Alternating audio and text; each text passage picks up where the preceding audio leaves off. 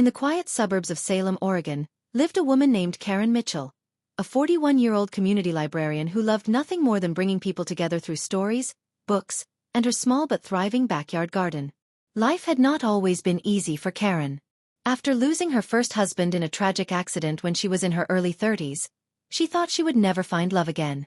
But fate surprised her when she met David Mitchell, a kind-hearted contractor who had also experienced his share of hardships. David had a 16-year-old son named Ryan, a bright but sometimes withdrawn teenager still adjusting to life after his parents' divorce. When Karen and David married, it wasn't always simple blending their worlds together. Karen worried if Ryan would ever feel comfortable with her presence, and Ryan struggled with balancing loyalty to his mom while also respecting his dad's new wife. Karen never tried to replace Ryan's mother. Instead, she found little ways to connect with him, through kindness, through respect, and, unexpectedly, through her garden. Karen's backyard was her sanctuary. Rows of tomatoes, cucumbers, zucchinis, and carrots thrived under her care. She had planted fruit trees along the edges of the fence and kept a patch of sunflowers that swayed in the Oregon breeze. To Karen, gardening was more than a hobby. It was therapy, hope, and patience all rolled into one. Ryan never paid much attention to the garden at first. He was more interested in basketball practice, video games, and spending time with his friends. But one Saturday morning in early September, Karen's garden caught his eye. Karen had just finished pulling up a basket full of bright orange carrots and shiny red tomatoes.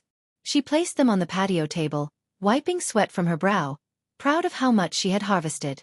That's when Ryan walked outside, stretching and yawning. "Whoa," he said, stopping in his tracks. "You grew all that? From scratch?" Karen laughed gently. "From seeds, yes. A little bit of care every day, and this is what happens." Ryan stepped closer, staring at the vegetables as if he had never seen them before. "That's actually kind of amazing." The words caught Karen off guard. Ryan was a good kid, but he rarely expressed wonder or admiration openly. For him to say something like that meant more than she could explain. From that day forward, Ryan showed more interest in the garden. He asked Karen how to plant seeds, how to tell if the soil was too dry, and how she kept bugs from ruining her plants. Sometimes, after school, he would join her for just a few minutes, digging small holes with his hands or watering the plants with a garden hose. Slowly, those minutes stretched into hours. One Saturday morning, Ryan surprised Karen by showing up at the farmer's market with her. He carried the baskets of vegetables while she arranged them at a small stand. Karen noticed how his confidence grew when people praised the freshness of their produce. A proud smile spread across his face when someone bought carrots he had helped pull from the soil. "You're a natural at this," Karen told him. Ryan shrugged, but his cheeks flushed with pride. "It's not bad. I kind of like it, actually." That night, as David sat with them at the dinner table eating a salad made from their harvest, he noticed something had shifted. His son and his wife were laughing together, sharing little inside jokes about garden pests and sunflowers that grew taller than Ryan himself. For the first time, David felt an overwhelming relief. The two people he loved most were no longer living in separate corners of his life. They were beginning to build a bridge between them. The real turning point came in October when Ryan's school announced a science fair. To everyone's surprise, Ryan decided to enter a project about soil health and plant growth. He had taken careful notes from Karen's gardening methods, documenting the differences between soil with compost and soil without it. Karen was touched beyond words when Ryan asked if she could help him set up his display board. Together, they laid out photos of their garden, graphs of his results, and a small tray of seedlings he had grown himself. At the fair, Ryan presented his project with confidence. When the judges awarded him second place, his eyes lit up like never before. He turned to Karen first, not even his father, and said, "We did it."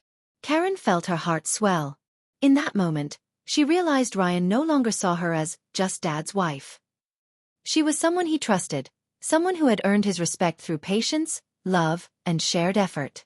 Months later, on a crisp Thanksgiving morning, Karen went out to the backyard to pick the last of the autumn vegetables. Ryan followed her, carrying a basket. He didn't need to say anything. His actions spoke for themselves. Together, they filled the basket with carrots, potatoes, and herbs for the holiday meal. As they walked back inside, Ryan paused and looked at her. "Karen, thanks. Not just for the garden, but for everything."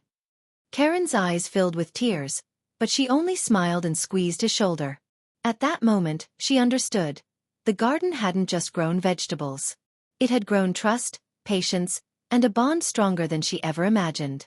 Her stepson's reaction to her garden harvest hadn't just left her speechless. It had given her hope that love can be nurtured in the most unexpected ways.